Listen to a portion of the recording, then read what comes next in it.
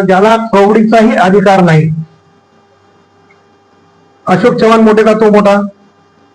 माझ्या सोबत 2 नंबरला कोणी राहील नाही. जरांगे पाटलाच्या नावावर ज्याला मतं मिळाली त्यांनी जिल्हा परिषदची निवडणूक लढवावी, मग आपली पात्रता काय हे कळेल.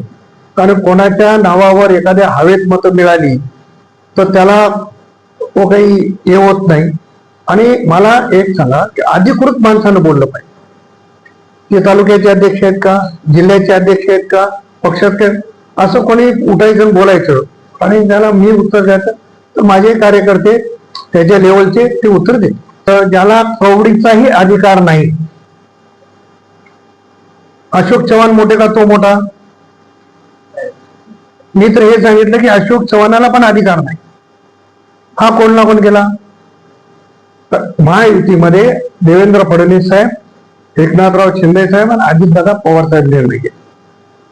मी हे पण सांगितलं की हे नेते निर्णय घेतलेला सगळ्यांनाच मान्य करावं लागेल.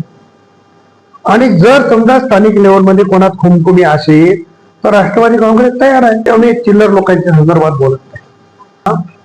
कोण कोणाची भेट घ्यावं, काय राजकीय दुश्मनी कोणाची नाही. मी पण डॉक्टर खासदार अजित गोपछडे साहेबांच्या घरी जाऊ शकतो, भेटू शकतो, बोलू शकतो. याचा अर्थ मी गोपछडे साहेबांच्या घरी भेटायला गेलो म्हणजे गोपछडे साहेब राष्ट्रवादी येणार आहे त्याचा अर्थ असा कोणी काढायचा? भास्करराव पाटील खतगावकरी आजारी होते.